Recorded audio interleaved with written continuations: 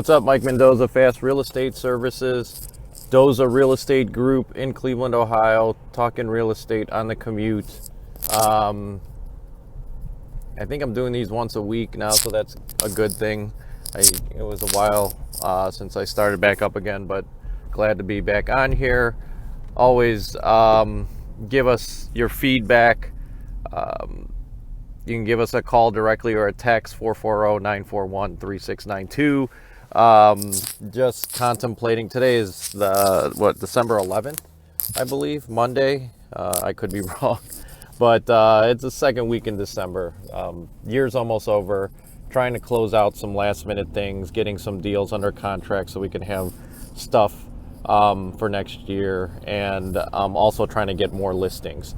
So, but what I want to talk about today is, the current state of the market as I see it, and what I'm reading from economists that I'm following and things like that. So right now, home sales are down, activity is down, showings are down. I think there was a stat that I saw for Showing Time, which is the showing scheduling service for most of the MLSs across the U.S. And in the Midwest, I believe it was down 20% as far as showings. And then there's and I don't want to quote incorrectly, but sellers are taking their houses off the market, so they're withdrawing their houses off the market. I think they're not getting buyers, they're not getting quality buyers, and then they're getting lowball offers because people cannot afford to purchase those houses in the current state of the how high interest rates are. And to be honest, I don't know how high interest rates are now. I think it's like approaching 7-8%, which is not too bad, I guess. But when people are used to 3-2% interest rates, they are sort of staying out of the market, and then they're seeing what's going to happen next year. Everybody seems to be waiting. So we're, as a investment group, for buying our own investments, we're not waiting. We see this as an opportunity to try to purchase houses for renters, because if they're not in the buying mode, then they have to live somewhere. So rental demand should increase. So I'm continuing to look in the same spots. I'm looking for stuff. I'm a West Sider, and I like to manage my stuff close to home. So Parma, Old Brooklyn, any southwest suburbs if you can find a deal. And then we'll go into the Metro Health area, Asiatown area, closer to 30th and Payne. And I might consider stuff on the east side near John Carroll University and things, but mostly focusing on the west side. I think there's enough on the west side. Plus, I don't have to deal with point of sale transfer requirements for purchasing houses on the east side. Most east side communities have the point of sale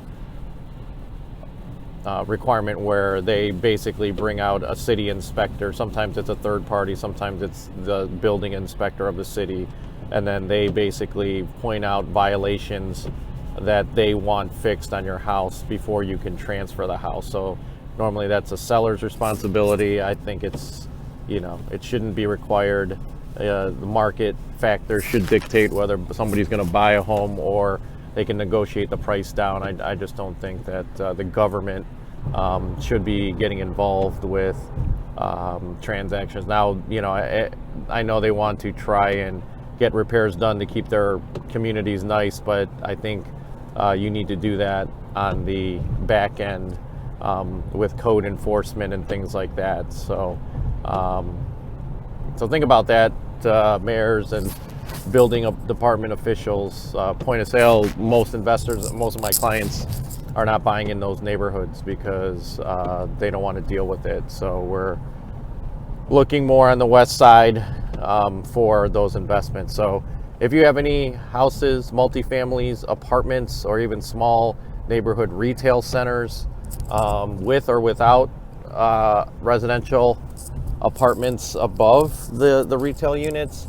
we're looking for it. So, and we will try to make a deal, reasonable offers on certain properties. And, I think the days of climbing prices maybe slowly fading away. But if there's less supply, then maybe prices will stabilize. But for the most part, we're gonna. I think there's enough deals out there. When I say enough, I'm saying like 1 out of 50, 1 out of 100. That because we're very conservative when we buy.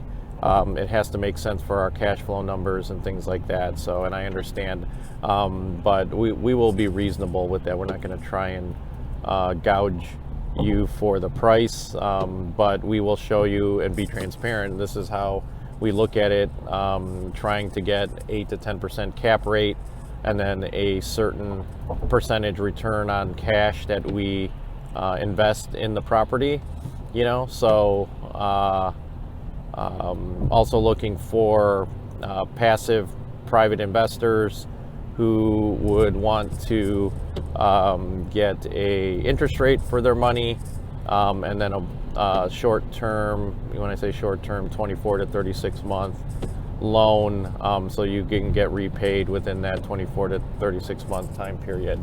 And I've done it in the past. I've never had any issues not paying my investors, so I take pride in that I've been able to pay interest and pay my investors back every single time. So I think we're going to need to do that again, because bank interest rates may be, it's probably about the same, but it's just harder to come by.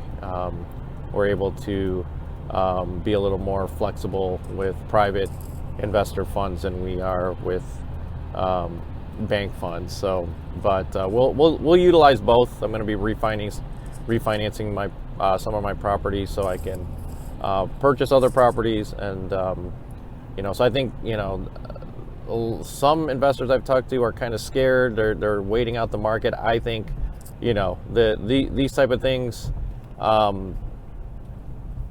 happen in cycles, and you just have to know what cycle you're in, and then know the values and what makes sense. So don't be discouraged about acquiring properties. Obviously right now you're going to acquire properties at a higher interest rate, or maybe even a higher price than what was the case last year, or just even a few months ago, or what have you. But I see just too many investors, including myself, sitting on the sidelines because we're waiting for something to happen. You just got to understand the market that you're in currently, and then just adjust your numbers accordingly and keep looking. And then sometimes you don't find anything, but then by your due diligence of the acquisition process, you get to know, this is how you get to know the markets, and then when a good deal comes along, because sometimes a good deal just comes along without you expecting it, and then you have to be able to act, but you won't be able to act unless you've already done in the homework over a long period of time in a certain neighborhood or market or what have you. So if anything, it's a good education. So be prepared to know what a good deal looks like in the current market that you're in, and then continuing to adjust as things go. But I think rental demand is going to go high in the second quarter of 2023, and we just want to be prepared for that. So I wish I could go back to January 2020 and knew that this pandemic thing was going to occur, and then interest rates were going to drop, and demand for houses was going to go sky high, because that's where you could have made a ton of money. But you still can make money now. You just have to learn how to do it in the current state of the market and economy and all of that stuff. So with that, we will let you go. Give us a call if you're interested in investing with us. 440-941-3692, or if you have properties that you're looking to sell, we will gladly take a look at it. we will be back with you on the next one.